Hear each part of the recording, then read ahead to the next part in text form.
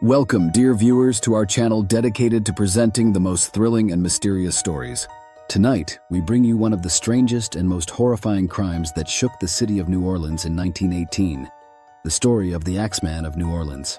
This tale, filled with mystery and chilling events, will transport us to the dark realms of unsolved crimes and terror. If you're a fan of true and terrifying stories, this one will keep you hooked until the very end. So, don't forget to hit the like button, subscribe to the channel, and turn on notifications so you won't miss any new stories. Now get ready, because what you're about to hear will leave you breathless and wondering, was the killer human or something from another world? Let's begin the story. Andrew Maggio, a barber in the city of New Orleans, had just received his draft notice. It was May 22, 1918, and World War I was on everyone's mind. Andrew wasn't keen to go to war, so he went out drinking that night. When he returned just before 2 o'clock in the morning to the place he shared with his brother Jake, he noticed nothing unusual. But then, he wasn't in much of a condition to notice anything at all, and that would soon come back to haunt him. Compared to what he was about to experience, a draft notice would seem like a mosquito's bite to shark attack. Jake and Andrew's rooms adjoined the home of their married father, Joseph Maggio, and his wife Catherine. As Robert Tallant, a novelist and acknowledged authority on the Axeman, indicates, on the morning of May 23rd, Jake woke up around 4 o'clock a.m. He realized he'd been startled awake by noises that sounded like groaning that were coming through the wall from the room where Joseph and his wife slept. Jake got up and knocked on the wall to get their attention, but failed to get a response, so he knocked louder. Again, nothing. Now worried, Jake tried to arouse Andrew, but had difficulty since Andrew was inebriated. Finally, Jake got him up. Together, they ventured into Joseph's home, and to their alarm, they found evidence of a break-in. A wooden panel had been chiseled out and removed from the kitchen door. It lay on the ground, the discarded chisel on top of it. Joseph on the bed with the body of his wife, Catherine, Nathan McDicken. They got into the house via the kitchen, skirted around the bathroom, and entered Joseph's room. He was on the bed, his legs draped over the side, and Catherine lay partially over him. When Joseph saw his brothers, he tried to rise but fell over, half out of bed. They ran to check him and found that he was barely alive, with deep bloody gashes on his head. Catherine was already dead, lying in a pool of blood. They called the police immediately. Corporal Arthur Haytner arrived first, just ahead of the ambulance F, but it was too late. Joseph had expired. As Haytner waited for backup, he questioned the Maggio brothers and then looked around for clues. The Times-Picayune newspaper ran the story on its front page that morning, including a photograph of the death chamber, the bedroom in the home where the Maggios had lived behind their store. Married 15 years, they were grocers, operating a small store and bar room on the corner of Upper Line and Magnolia Streets. An investigation of the crime allowed the police to deduce that the brutal double homicide must have happened just before dawn. Book cover: Gumbo Yaya. Looking around the bloody scene, Officer Haytner discovered a pile of men's clothing in the middle of the bathroom floor. Inside the cast-iron bathtub, he spotted an axe leaning against one side. From all appearances, it had been hastily washed clean of blood, although some still clung to the blade in the tub. In Gumbo Yaya, according to the piece on the Axeman penned by the same author, the axe was discovered under the house, while in Human Monsters Everett says it was on the rear doorstep. Back in the bedroom, Haytner made another discovery: a straight razor, such as a barber might use, lying in blood on the bed. Reconstructing the crime, he believed that the killer had entered the home by chiseling out a panel in the rear door. The murderer then went directly into the bedroom. With an axe, he struck Mrs. Maggio in the head and then used a razor to slice through her throat, nearly severing her head. He also hit Joseph Maggio with the same axe. Since Joseph was sprawled half out of bed, it seemed that the killer might have struck him last. But given Catherine's position on top of him, it could have been the other way around. The events weren't clear. However, it was obvious that the killer also had used the razor on Joseph before discarding it. The coroner arrived and gave a quick estimate of time of death being a few hours before, between 2 and 3 in the morning. The victims were removed as a crowd gathered outside to watch. A woman who lived nearby stepped forward to tell investigators that she had seen Andrew outside during the early morning hours. Jake and Andrew were taken into custody for questioning. They swore they were innocent, but were locked up anyway. Jake was released the following day, but Andrew remained in prison. Then the police learned that the razor used to cut open the throats of Joseph and Catherine Maggio belonged to Andrew. One of his employees had seen him remove it that same day from his barbershop at 123 South Rampart Street. Newspapers said Camp Street. Visibly nervous, he admitted that he'd brought it home to repair a nick in it. Things looked bad for him, with 2 witnesses and a significant piece of physical evidence implicating him. On May 26th, 2 days after his arrest, he gave an interview to the Times-Picayune newspaper to the effect that he'd suffered so much from his arrest. "It's a terrible thing to be charged with the murder of your own brother when your heart is already broken by his death. When I'm about to go to war, too. I had been drinking heavily. I was too drunk even to have heard any noise next door." Although he had not mentioned it before, he did say that he'd noticed a man going into his brother's house around 1:30 a.m. When he'd come home, the police did not believe him. They had found the door to the safe in Joseph's house open and the safe empty, which indicated a robbery, but money under Joseph's pillow and found in drawers was left behind, along with Catherine's jewelry, wrapped and placed beneath the safe. A black tin box empty was found in one corner. The brothers said that Joseph always kept the safe locked, but there was no sign that the door had been forced open. Investigators determined that the axe had belonged to the victims, and they believed the killer was familiar with the layout of the house. The coroner carefully examined the wounds to the decedents. In Joseph's case, the axe had been the primary weapon involved in his death, breaking through his skull, while Catherine's throat had been slit open from ear to ear with the razor. A few days after the bodies were found, Andrew was released from prison. Despite the witnesses, there was insufficient evidence against him, and soon another discovery would point to a different suspect, one who had eluded police before. About a block away from the small grocery store where the Maggios were murdered, 2 detectives came across a strange message written on the sidewalk in chalk. "Mrs. Maggio will sit up tonight just like Mrs. Tony." They carefully copied it, although different sources report the wording differently. One says, "Just right, Mrs. Tony," but the newspapers report it as the former statement. The writing resembled that of a schoolboy, and it seemed an important clue, but at that moment no one was sure what to make of it. Some said that it had been written by an accomplice to warn the killers that Mrs. Maggio was on guard. After some digging, they eventually spotted a possible connection to earlier crimes in the area. In 1911, 7 years earlier, there had been either 2 or 3 incidents of horrendous axe murders, depending on whose account one reads. One crime writer, Michael Newton, claims that there is no record of any of these deaths. However, it was printed in the newspaper in 1918, described by the retired detective who had been involved in the investigations. The supposed targets were Italian grocers. Since all of the couples had been grocers, Italian, asleep in bed, and killed with an axe after a break-in through a panel in the back door, it seemed that there must be a link, although all 3 incidents went unsolved. According to reports, which could be nothing more than folklore, detectives puzzled over the names from the scribbled message to try to discern a connection. According to Tallant, the first victim's name was Cruti, no wife, the second Rossetti, killed with his wife, and the third Sciambra, also killed with his wife. This latter man's first name was Tony, so Tallant says the police wondered if it had some connection with the Mrs. Tony of the enigmatic chalk message. Perhaps it was the women, rather than the men, who were targeted. It wasn't long before people in the Italian community began to talk about a possible connection with the mafia. These people had been Italian, and perhaps they had not paid their dues. Perhaps they'd borrowed money and then failed to meet their obligations. The mafia was known to teach people lessons for such perceived effrontery. A few Italian citizens of New Orleans requested police protection. Some whispered about an organization called the Black Hand, a mafia splinter group believed in 1911 to have been responsible for that spate of killings. Police Chief David Hennessy, sketch.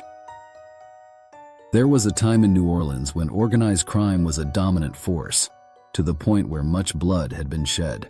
In 1890, a group of mafia assassins were believed to have gunned down Police Chief David Hennessy, as described in Gumbo Yaya, just steps from his home.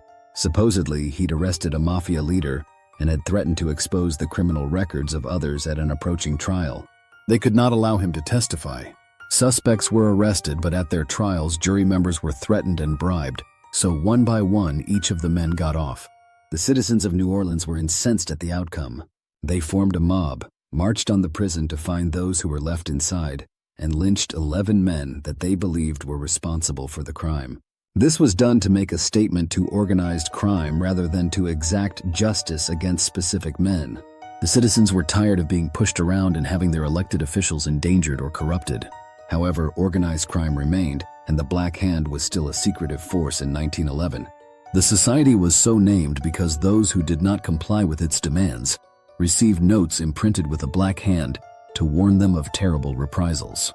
Many Italians were expected to give up portions of their wages to this criminal group, and if they didn't, they were repeatedly harassed and even killed.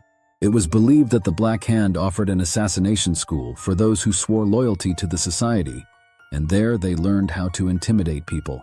While many said that the Black Hand had been squashed with a series of trials in the Midwest in 1907, the Italian community feared that members were still at large.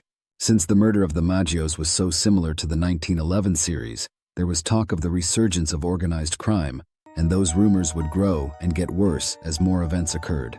It had been 2 weeks since the Maggios were killed, and the city was settling down again. Then on June 6th, Newton says June 28th, John Zanca took a delivery of bread to one of his customers, a grocery store owner named Louis Bessumer, or Bessemer, when he found the store on Dorgenois and La Harpe Streets locked up tight. That was unusual. Mr. Bessemer, 59 and a native of Poland, was always up early, waiting for his bread. Zanca went around to the side door to knock. He heard movement inside, which relieved him. But then Bessemer opened the door, and Zanca was shocked to see that his face was covered in blood. Bessemer said that someone had attacked him, and he pointed with a shaking hand toward the bedroom. Zanca went to look and found Bessemer's wife on the bed, whom it turned out was actually his mistress, covered with a blood-soaked sheet. She had a terrible head wound, and bloody barefoot prints led away from the bed to a swatch of false hair. Zanca wanted to call the police, but Bessemer tried to stop him, wishing instead to call his private physician. However, Zanca contacted the police and asked for an ambulance for both victims. Once again, investigators found that the entry was made by prying out a panel of the back door with a wood chisel, and once again, a rusty hatchet was the murder weapon. It belonged to Bessemer and was found in the bathroom. However, Bessemer was not Italian and had lived in the city only 3 months. Despite the fact that he was conscious and alive, he was unable to give a description of either the attack or the attacker. The victim, Anna Harriet Lowe, 28, was taken to the hospital. Suspicion fell on a black man who had been in Bessemer's employ for the past week. He was arrested, and although he told conflicting stories, he was released. Then Anna, before she succumbed to her wounds and died, gave several stories. First, she said she'd been attacked by a mulatto. Then she changed her story and accused Bessemer of hitting her with an axe and of being part of a German conspiracy, that he was, in fact, a spy. During this time of apprehension about the war, it was a believable premise. The newspapers printed a tale that trunks filled with secret papers were found in Bessemer's home, that his grocery store might be a front to cover his affairs, and that he had letters written in German, Russian, and Yiddish. He also had opiates, and a neighbor said that he and his wife were drug addicts. Federal authorities came in to investigate, but the local police wondered if the estranged couple wasn't just saying things to hurt each other. When Bessemer got out of the hospital, he admitted that Anna was not his wife, though he was living with her. He then asked to be assigned to investigate his own case. That made the police suspicious, since Bessemer was a grocer, not a police officer. Obvious to them was the fact that he wanted to keep something quiet. They began to think that the attack was the result of a private, if bloody, domestic quarrel, and Bessemer had simply concocted the tale of an attack. Although fingerprinting was used in criminal investigations at the time, no one dusted for prints in the Bessemer or Maggio homes. There is no mention of what they did with the bloody footprints, although at one point, both Lowe and Bessemer said that they had walked across the floor after being attacked. They arrested Bessemer for murder, yet he was clearly not the New Orleans Axeman. 2 months after the Bessemer incident on August 5th, the same day that Anna Lowe died, a businessman named Edward Schneider had worked after hours at his office. He returned home that evening, expecting his pregnant wife to meet him at the door. They were expecting a baby shortly, and he wanted to be there to support her. However, when he opened the door, the place was quiet. Too quiet. He called for his wife but received no response. Looking around with growing apprehension, he came into the bedroom. There on the bed lay his wife. Covered in blood, she had a gaping head wound and some of her teeth were knocked out. Edward ran to her and discovered that she was still alive, so he summoned the police and an ambulance. Mrs. Schneider lay in the hospital for a few days in critical condition, but eventually returned to consciousness. When pressed, however, she could not recall many details of the attack. She had been taking a nap, she explained, and had awoken to see a dark figure looming over her. Then the axe came down, and that was all she remembered. Fortunately, the attack did not affect her pregnancy. She remained in the hospital and a week later gave birth to a healthy daughter. When the newspapers ran the story, they spread fear in the populace by asking in bold headlines, "Is an axeman at large in New Orleans?" Axes and chisels were found outside several people's homes, and a few claimed they had frightened a potential intruder away. Pauline and Mary Bruno, Nathan McDicken. 5 days after the Schneider attack, on August 10th, another woman was confronted by a dark figure in her home. Pauline and Mary Bruno were awakened early that morning by the sound of loud thumps that seemed to be coming from their Uncle Joseph's room. Pauline sat up and saw the tall, dark figure right there in her room, standing over her bed, or went out into the hall and saw him there. So she screamed. Whoever the tall man was, he turned and ran from the house. The girl later said that it seemed as if he had wings. He was awfully light on his feet, she told a reporter. In response to her scream, Joseph Romano came to her room, or she went to his. But he was in no condition to offer assistance. His nightshirt was covered in blood from gashes to his face. "I don't know who did it," he told Pauline. Instructing her to call Charity Hospital with his last breath, he collapsed to the floor, dying 2 days later, or half an hour. Upon investigation, says Brian Lane and Wilfred Gregg, the door panel had been chiseled out and an axe was left in the yard. Yet Romano, while Italian, was not a grocer but a barber, and his room appeared to have been ransacked. Now the people of New Orleans were terrified. Clearly a killer was at large who managed to break into people's homes while they were sleeping. The citizens were on the lookout for mysterious figures, and reports flooded the offices of the police. There were supposed sightings all over the city. One man, a grocer, found a wood chisel on the ground outside his door. Another told of a panel gouged out of his door and an axe lying in the yard. Another, upon hearing sounds, shot through the door, and when police came, they found signs of someone chipping at the back door. However, given the penchant among New Orleanians for storytelling, it was difficult for investigators to determine who was telling the truth and who was just looking for attention. They even heard about the Axeman, as he was now commonly called, wandering around dressed as a woman. From what they could determine, this intruder left no fingerprints. It's not clear from accounts whether they actually used a forensic method or looked for prints with the naked eye. And there was no clear pattern among the victims. They seemed to have been picked at random. Most, but not all, were grocers. Police wondered if this was all the work of a single degenerate or several different people. One policeman had a theory. In 1886, Scottish author Robert Louis Stevenson had published the tale of an upstanding citizen who takes a secret elixir that changes him into a rampaging madman. Inspired by a dream, the tale follows the monster's attacks. No one suspects Dr. Jekyll, who is in fact guilty, since by all appearances he's a normal professional man. The short book created an international sensation, and over a century later, it is still referenced when investigators want to describe someone who appears to function with two opposing personalities, one good and the other evil. They had heard about it in New Orleans. Detective Joseph D'Antonio, who had investigated the axe murders in 1911 and then subsequently retired, made reference to this type of person when interviewed by the local papers. "Students of crime," he said, "have established that a criminal of the dual personality type may be a respectable, law-abiding citizen. Then suddenly, the impulse to kill comes upon him, and he must obey it." To D'Antonio's mind, the recent spate of attacks was linked to those that he had investigated. He believed the man could have lived respectably for a decade, and then suddenly had the impulse again. What that meant to people who followed this line of thought was that the killer was more or less invisible, living and working right alongside his potential victims, and no one would be the wiser. In fact, there seemed to be something almost supernatural about his ability to get in and out of places, and even to be seen without a single victim recalling any clear details. It wasn't possible to go arrest a dark, looming figure. Yet he did not show himself for the rest of the year. New Orleans eventually settled into its normal routines. Months went by without a report of the Axeman. People wondered if he might have left the area, or if his murderous agenda had been fulfilled. World War I ended and their thoughts turned to other concerns. They were soon to find out that their assumptions about their local killer were wrong. It started again on Monday, March 10, 1919, but this time it was across the river in Gretna, an immigrant suburb. According to Tallant, from the house on the corner of Jefferson and 2nd Streets, screams emerged. A neighbor, Orlando Giordano, ran to help and found a terrible scene. Newspapers reported that it was customers of the grocery store, a couple of kids, who found the victims, and that there had been no screams.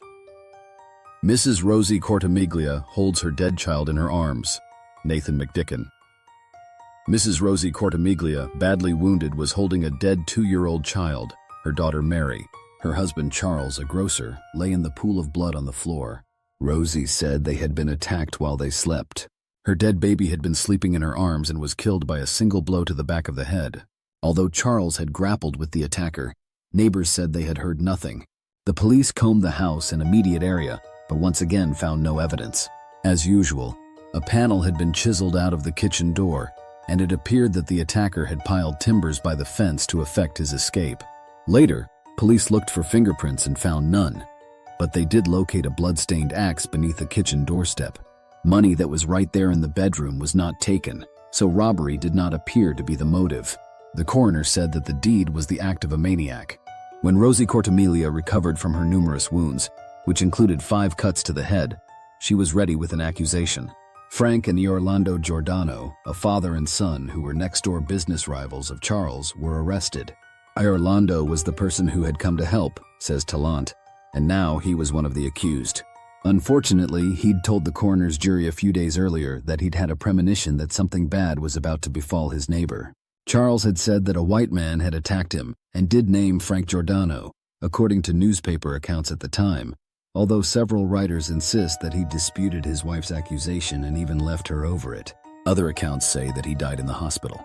At any rate, Rosie's testimony against the 2 men at their trial was so persuasive that they were both convicted, despite the fact that Frank's 330-pound frame could never have fit through the hole in the kitchen door, and that Charles, if he was in fact still alive, could not identify him in court as the perpetrator. One witness even said that Rosie had stated directly after the attack that her own husband had done it, but it was clear that he could not have inflicted the wounds found on his own head.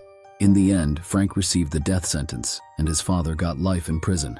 Even while the investigation was still in its early stages, another incident occurred that may or may not be linked to the series of attacks. 3 days after Cortimiglia attack, the editor of the Times-Picayune received a letter that would link the Axeman in some people's minds to an equally notorious set of unsolved slayings.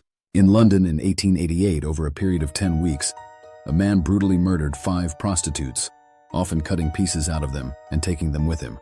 He was never identified or caught, but several letters came to the police during the course of the killings, one of which was signed Jack the Ripper. Another, which appeared to contain a piece of a kidney said to be from one of the victims, was unsigned.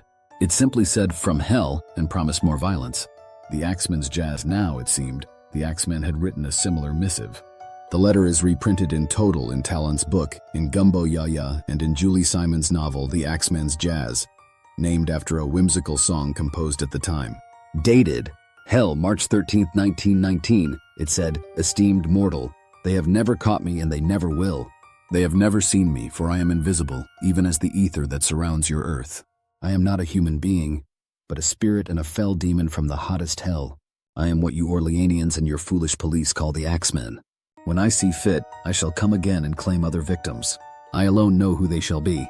I shall leave no clue except my bloody axe, besmeared with the blood and brains of him whom I have sent below to keep me company.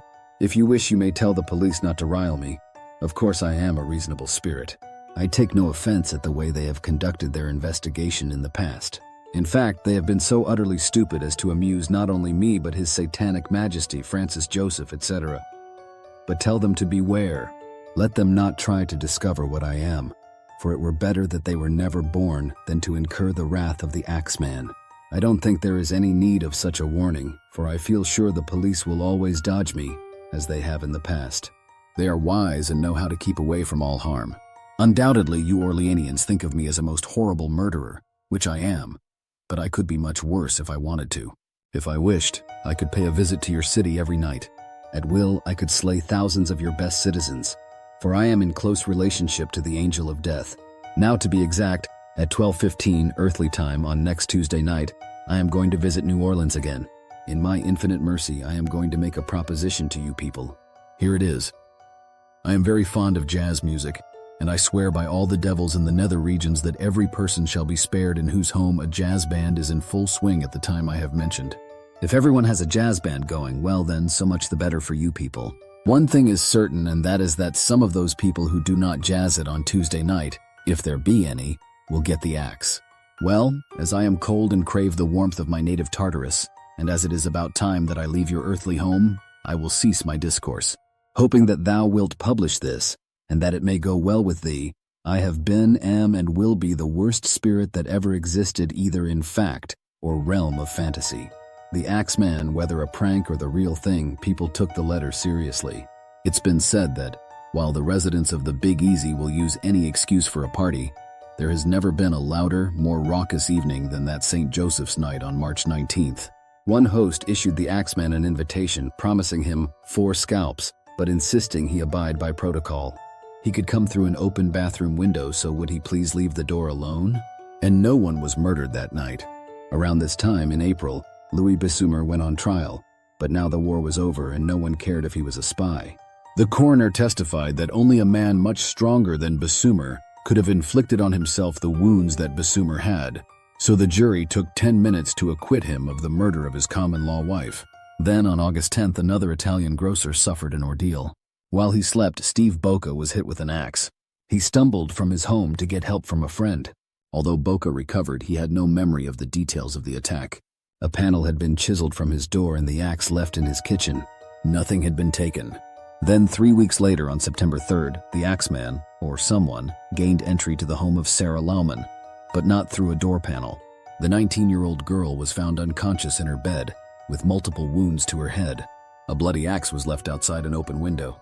The next victim was Mike Pepitone on October 27th. During the early morning hours, his wife heard a struggle in her husband's room, which was adjacent to hers. She rushed in, nearly colliding with a man fleeing the scene. Mike lay in his own blood, and the weapon of attack clearly had been an axe. It was left behind on the back porch. Once again, a panel had been cut from the door. Their daughter ran for the police, summoning Deputy Ben Corcoran, who found Mrs. Pepitone standing over her husband. "It looks like the Axeman was here and murdered Mike," she commented. They transported him to Charity Hospital, where he died. Mrs. Pepitone claimed that she had seen 2 men in her home, not just one, and both had been large. After attacking her husband, both had fled, taking nothing with them. Oddly, there were 8 people in the house at the time, yet the attackers had not been intimidated by the possibility of being identified. Another odd thing was that Mrs. Pepitone had never screamed, and as she answered questions posed by the police, she did not appear to be distraught.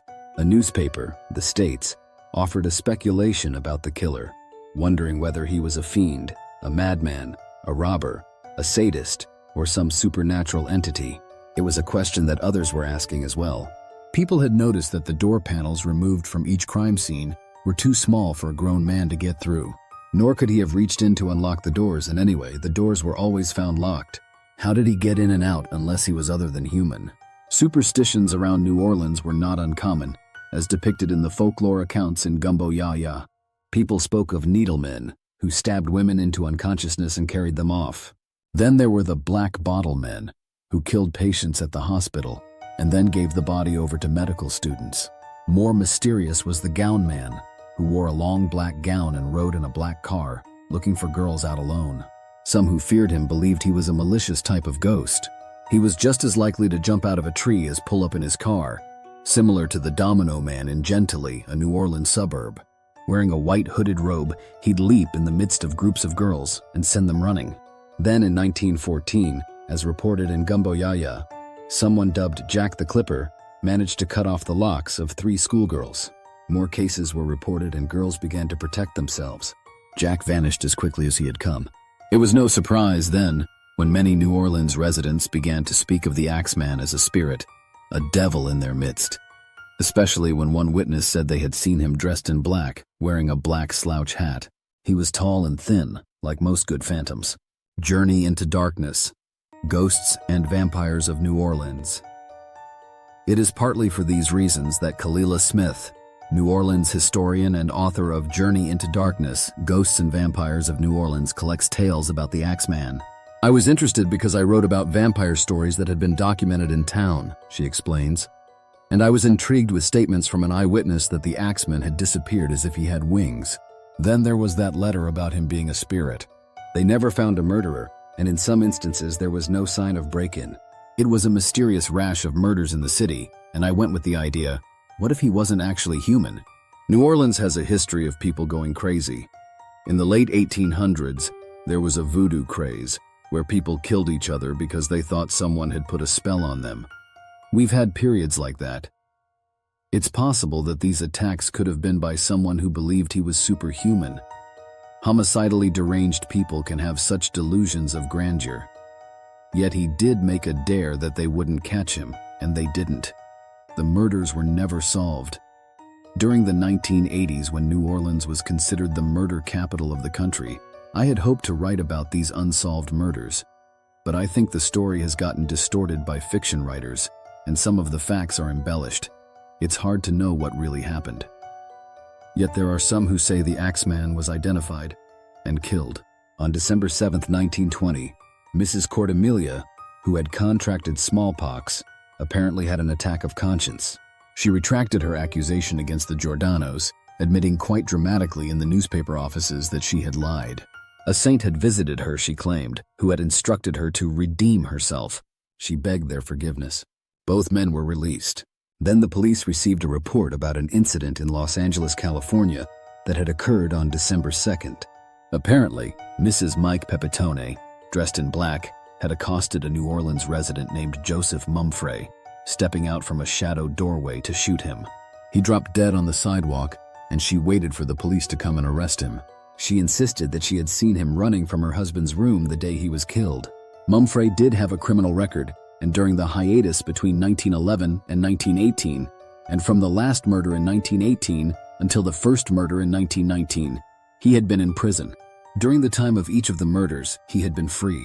He had left New Orleans right after Pepitone was killed. Yet aside from Mrs. Pepitone's testimony, there was no evidence that directly linked Mumfre to any of the crimes. Newton points out that author J. Robert Nash, in Blood Letters and Badman, fingered Mumfre as a mafia hitman, but then identifies the flaws in his theory. Despite the number of Italian grocers whom the Axeman victimized, not all of his victims were grocers, and not all Italian. Talent also points out that the mafia did not murder women. Mrs. Pepitone served 3 years of a 10-year sentence in Los Angeles and then disappeared. There were no more axe murders in New Orleans. No one knows for sure who the Axeman was, and so ends one of the most mysterious and terrifying stories in the history of crime. The tale of the Axeman who terrorized New Orleans and left behind so many unanswered questions. Was he just a clever killer, or something beyond human understanding? This case continues to intrigue minds to this very day. Thank you, dear viewers, for watching this thrilling episode. If you enjoyed this story, don't forget to support us by liking the video and subscribing to the channel so we can continue bringing you more mysterious and exciting tales. Share your thoughts in the comments. What's your take on these mysterious crimes? Until we meet again, stay safe and always make sure your homes are secure, because you never know what might happen in the dark. See you soon.